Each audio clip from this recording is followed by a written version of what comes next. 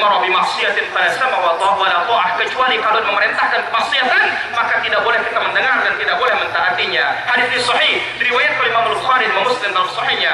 Oleh karena itu Al-Allamah Al-Mutahhir menjelaskan hadis ini, sam'u kalamil hakim, mendengar ucapan seorang penguasa dan mentaati merupakan kewajiban atas setiap kaum muslimin, entah dia diperintahkan dengan yang sesuai dengan hawa nafsunya maupun tidak, dengan syarat dia jangan diperintah untuk berbuat maksiat. Jika sudah diperintahkan untuk berbuat maksiat, maka tidak boleh mentaatinya sama sekali. Tetapi pun tidak pula kita memeranginya imam-imam tersebut. Dan yang lainnya dari dalil-dalil yang dijelaskan oleh para ulama kita tentang kewajiban mentaati para penguasa ini. Adapun dari ijma, konsensus para ulama, sepakat para ulama Ahlus Sunnah wal Jamaah bahwa wajib mentaati penguasa dalam hal yang tidak maksiat. Oleh karena itu mentaati penguasa ini telah diletakkan oleh para ulama kita dalam kitab-kitab akidah. Itulah poin pertama. Poin yang kedua, telah banyak dalil-dalil dari Rasulullah SAW yang melarang kita untuk keluar dari penguasa muslim karena gara-gara dia berbuat fasik. Hal ini telah disepakati oleh para ulama. Perkara ini termasuk merupakan perkara akidah yang sangat pokok di dalam agama, dalam manhaj Ahlus Sunnah wal Jamaah, yang banyak kaum muslimin atau yang banyak ahlul bidah menyelisihi mereka, yaitu intinya adalah orang-orang khawarij. Oleh karena itu para ulama kita hampir tidak luput dalam kitab-kitab akidah mereka menjelaskan bagaimana wajibnya kita mentaati penguasa meskipun penguasa itu zalim, fasik, selama dia tidak memerintahkan kemaksiatan. Oleh karena itu kata Imam Nawawi rahimahullah taala mengatakan, hadis Nabi sallallahu alaihi wasallam mengatakan, wala tunazihum Allahu amrakum, jangan kalian melawan, merongrong orang-orang yang telah diberikan kekuasaan di antara kalian. Imam Nawawi mengatakan hadis ini artinya jangan kalian melawan penguasa kalian dalam kekuasaannya, janganlah kalian cela mereka kecuali kalian melihat dari mereka kemungkaran dan yang jelas kalian mengetahuinya itu menyelisih Islam. Apabila kalian melihat hal tersebut, ingkarilah mereka dan katakanlah dengan kebenaran dan katakanlah yang hak di mana saja kalian berada. Adapun keluar dari mereka, memerangi mereka, maka ini hukumnya haram. Sepakat kaum muslimin, sepakat ulama Ahlus Sunnah wal Jamaah, meskipun pemimpin itu zalim maupun fasik. Hadis ini sahih diriwayatkan oleh Imam Muslim dan disyarah oleh Imam Nawawi rahimahullah taala.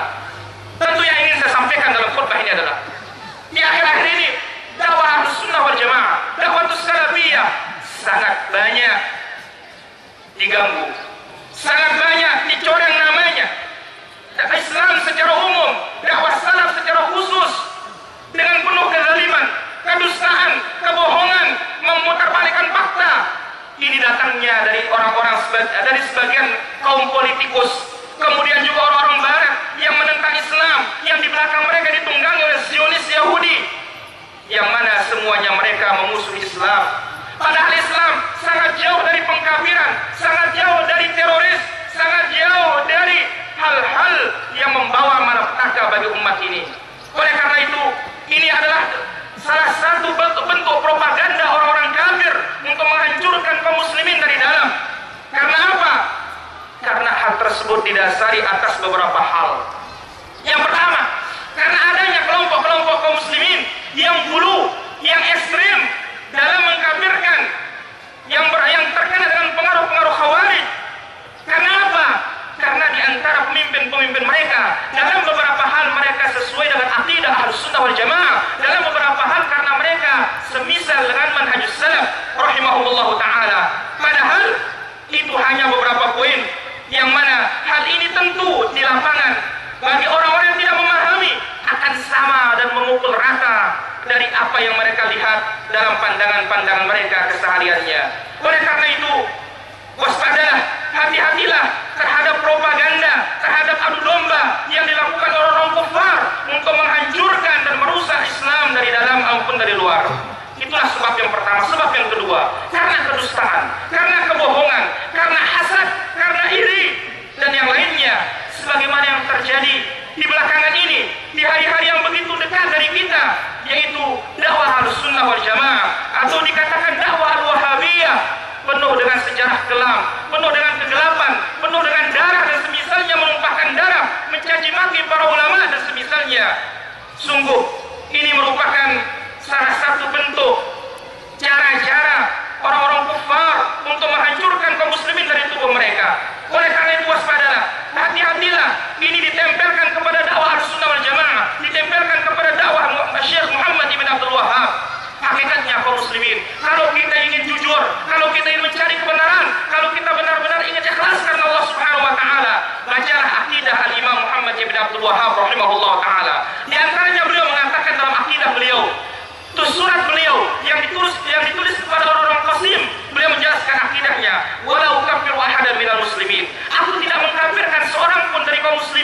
gara-gara dosa. Wala ukhrijuhum min dairatil Islam, aku tidak mengeluarkan mereka dari Islam. Wa aral jihad madiyan ma'a kulli imamin, dan aku meyakini jihad itu terus berjalan bersama penguasa. Penguasa itu baik maupun dia buruk. Wa shalatul jamaah khalfahum, salat berjamaah di belakang mereka itu boleh dan itu sah, dan jihad itu tetap ada sejak diutusnya Rasulullah Shallallahu Alaihi Wasallam sampai akhir umat ini memerangi Ad-Dajjal.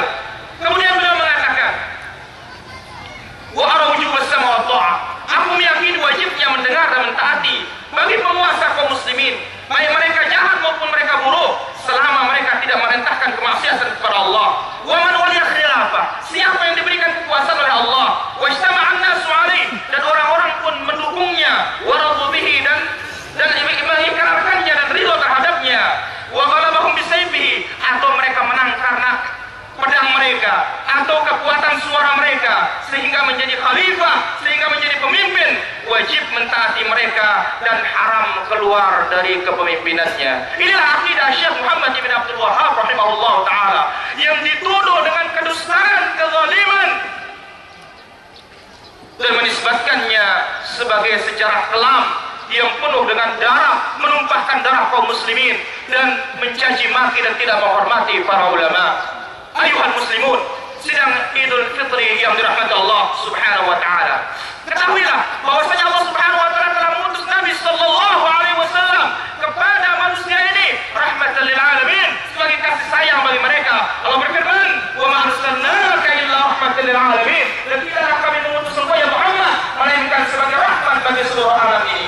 Dan Allah Subhanahu wa taala jadikan umat Nabi Muhammad sallallahu alaihi wasallam adalah umat yang adil, adalah umat yang pertengahan, adalah umat yang paling baik. Allah Subhanahu wa taala berfirman, "Wa kadzalika ja'alnakum ummatan wasata." Demikianlah kami jadikan kalian umat yang pertengahan. Bagaimana Nabi menafsirkan? Pertengahan adalah tidak hulu, ekstrem, atau tidak juga mengentengkan. Hal yang paling baik yang mencontohkan sikap pertengahan ini adalah yaitu manhaj Ahlus Sunnah wal Jamaah, aqidatus salaf, aqidatu ahlul hadits wal athar. Kata Syekhul Islam Ibnu Taimiyah rahimahullah taala, "Lidzalik kana Ahlus Sunnah khairu firaqi hadhihi ummah." Oleh karena itu, Ahlus Sunnah merupakan sebaik-baik kelompok umat ini, wa awsatu tawaifiha, dan yang paling tengah di antara kelompok-kelompok mereka. Wa min musammayatihim, maka di antara nama mereka Ahlus Sunnah wal Jamaah, al-firqatun najiyah, at-taifatul mansurah, ahlul hadits wal athar, was salafiyah. Itulah dia para jamaah kaum muslimin wal muslimat sidang Idul Fitri yang dirahmati Allah Subhanahu wa taala. Maka yang perlu diingat, waspada terhadap pencampur adukan, terhadap isu-isu yang ditempelkan kepada dakwah salaf, dakwah Ahlus Sunnah wal Jamaah. Maka hendaklah kita kembali kepada fakta sejarah dan kembali dan merujuk kepada kitab Allah dan sunnah Rasulullah sallallahu alaihi wasallam dan mentasfiyahnya, membersihkannya dari segala yang mengotorinya sehingga dia muncul dengan keterangan dan cemerlang yang indah yang sebagaimana dibawa oleh Rasulullah sallallahu alaihi wasallam. Terakhir kalinya, itulah sedikit dari bantahan terhadap apa yang ada di dunia yang beredar di zaman ini. Terakhir, ada dua pesan yang ingin kami sampaikan dan ini disampaikan oleh para ulama kita. Setelah Ramadan, dua hal yang diingat. Yang pertama, jaga amal-amal ibadah yang sudah kita lakukan. Pahalanya jaga, jangan kita sia-siakan begitu saja. Kita telah capek siangnya untuk berpuasa, malamnya dengan kita i'tikaf atau kita sholat malam atau kita tilawatul Quran. Jangan pahala itu sia-sia kita berikan kepada orang lain. Bagaimana memberikannya?